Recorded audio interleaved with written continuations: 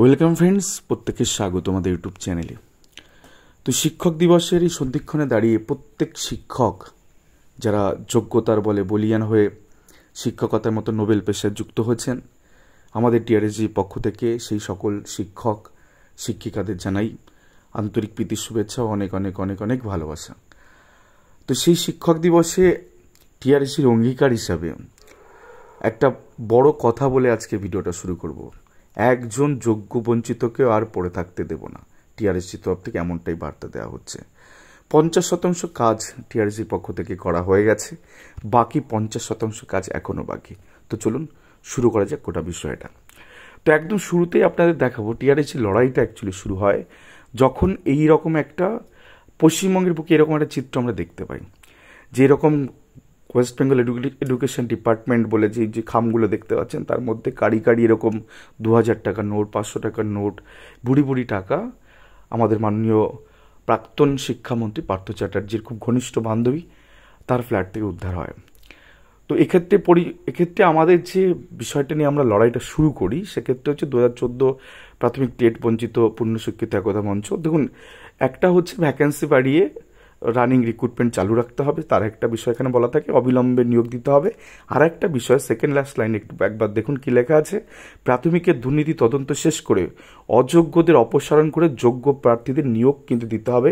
এই মর্মে কিন্তু টিআরএসজির পরিচালনা শুরু হয়। দেন একাধিক আন্দোলন একটা ডাকে কলকাতার বুকে এরকম একটা বড় জমায়েত হয়, যেখানে গিয়ে শুরু হয় মাটি কামড়ে লড়াই, এবং কলকাতায় পুলিশদের চোখ রাঙানিকে উপেক্ষা করে উইদাউট পারমিশনে কিন্তু এরকম একটা আন্দোলন ডাকা হয়। এবং আপনারা দেখতেই পাচ্ছেন রেড রোডের পাশে বি.আর. আম্বেদকর মূর্তির পাদদেশে এই আন্দোলন কিন্তু সংগঠিত হয়। এই যে মঞ্চ ঠিক নয়, এই ধর্ণাবস্থান একদিনের জন্য করা হয়। তো সেক্ষেত্রে বিভিন্ন বিষয়ে আপনারা দেখতে পাচ্ছেন একাধিক মন্তব্য রাখেন টিআরএসজির একাধিক মেম্বার, অ্যাডমিন যারা ছিল। সামান্য একটা হোয়াটসঅ্যাপ গ্রুপ গজিয়ে ওঠা একটা হোয়াটসঅ্যাপ গ্রুপ, সেখান থেকে একত্রিত হওয়া যোগ্য বঞ্চিত প্রার্থী যারা ছিল তারা দুটো দিকে দুই রকম ডিরেকশনে, একটা ছিল রানিং রিক্রুটমেন্ট যেটা আছে সেটাকে সামনে রেখে নিয়োগ দিতে হবে, আর একটা দুর্নীতি করে যারা পেয়েছে তাদেরকে হাঁটাতে হবে। সেটা নিয়ে কলকাতা রাজপথে একটা দীর্ঘ মহা মিছিল আয়োজন করা হয়। এই মিছিলে আপনারা দেখতেই পাচ্ছেন যে মাটি কামড়ে লড়াই যেমন হয়েছিল, তেমনি মিছিলের ডাক দেওয়াতে যত দূর দেখা যাচ্ছে তত দূর কিন্তু টিআরএসজির মেম্বাররা কিন্তু দেখতে পাচ্ছেন। এবং সেক্ষেত্রে কী দুর্নীতিগ্রস্ত সমাজে আমরা কারা সেটার ব্যানার তৈরি করে দেখুন সৌজন্যতা রাইজিং সান গ্রুপ, টিআরএসজি গ্রুপ। তো তারই বিষয়গুলো এখানে তুলে ধরা হয়েছে, এবং যাদেরকে যা দুর্নীতি করে পেয়েছে তাদের তাদের অপসারণ করে সেখানে যোগ্য প্রার্থীদের বহাল তবিয়তে তাদের চাকরিটা যাতে ফেরত দেওয়া হয় সেই মর্মে কিন্তু আন্দোলন করা হয়।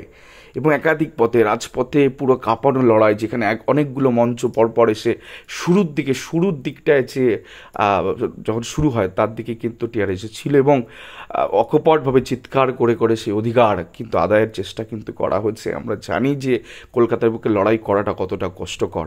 তো সেই জায়গা থেকে মাটি কামড়ে দুর্নীতির বিরুদ্ধে কিন্তু আওয়াজ তুলেছে টিআরএসজি, এবং মাটি কামড়ে কিন্তু লড়াই করেছে।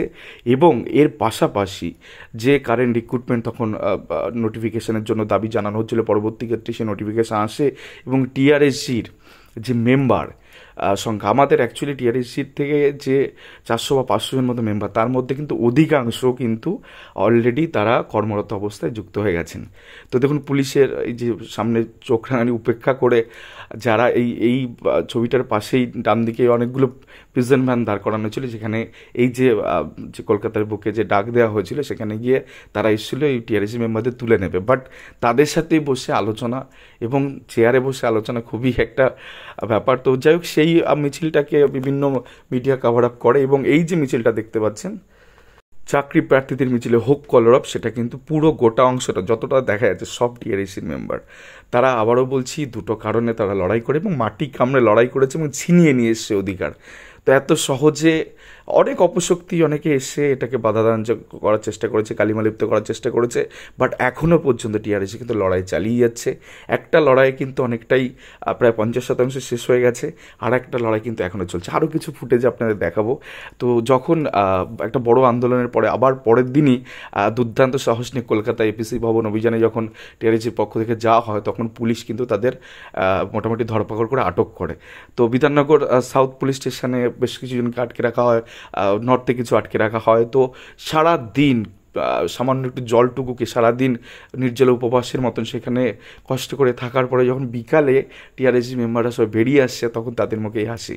যখন এই নর্থ সাউথ থানায় যখন ছিল বিধাননগরের ক্ষেত্রে, তখন সায়ন ব্যানার্জি আইনজীবী, ফির শামীম আহমেদ স্যার বা অনেক এরকমভাবে এসেছিলেন, সেক্ষেত্রে তারা আইসি যিনি ছিলেন বা ওসি যিনি ছিলেন তার সাথে কথাবার্তা বলেন, ছাড়ানোর জন্য তারা আসেন এখানে।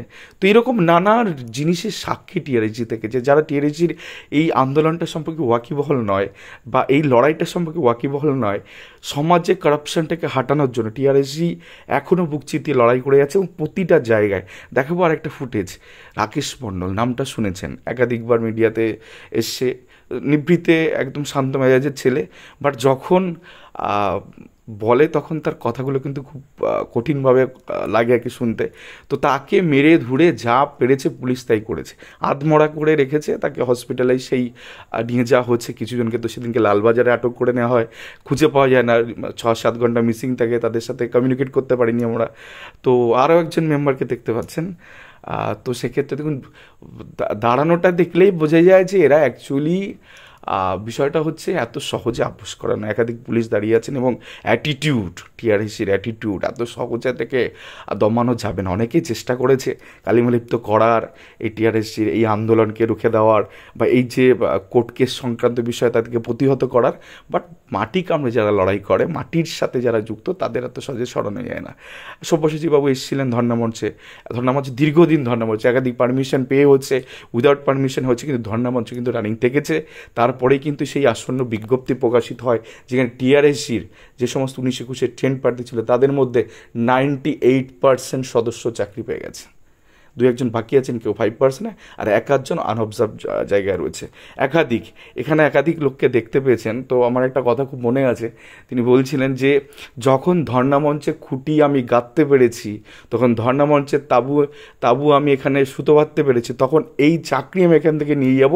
তার বয়স অনেকটাই বেশি, তো তিনি কিন্তু আজকে প্রাথমিক, এখানে যাদের দেখতে পাচ্ছেন অধিকাংশ কিন্তু আজকে বিদ্যালয়ে কর্মরত অবস্থায় আছেন।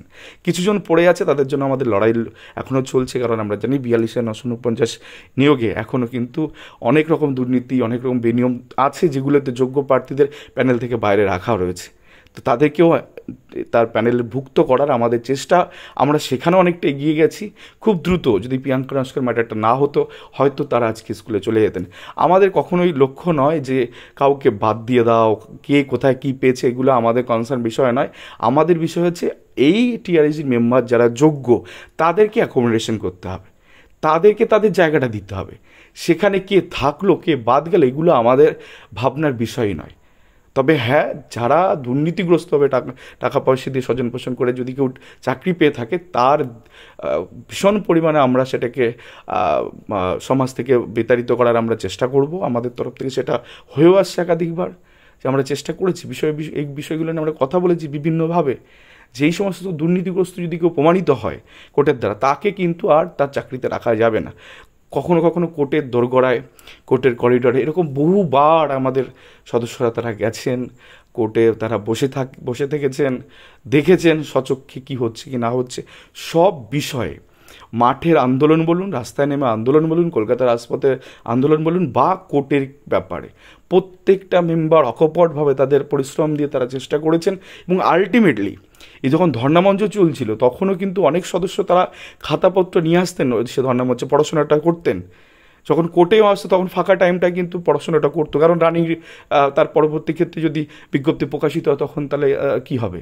এবং আমাদেরই টিআরএসি মেম্বারের থেকে কয়েকজন সদস্য, তারা কিন্তু রীতিমতন টোটাল অ্যাডমিন প্যানেলে কয়েকজন, তারা কিন্তু রীতিমতন গোটা টিআরএসি মেম্বার, মানে অধিকাংশ মেম্বারকে কিন্তু গাইড পর্যন্ত করেছেন যে এইভাবে পড়তে হবে। এবং সেক্ষেত্রে নোটসপত্র তাদের বাড়িতে পর্যন্ত পৌঁছে দেওয়া হয়েছে। প্রত্যেকটাকে সদস্যদের, অধিকাংশ সদস্যদের কুরিয়ার করে পাঠিয়ে দেওয়া হয়েছে, যারা উত্তরবঙ্গ থেকে আসতে পারেননি। তারা কিন্তু আজকে কর্মরত।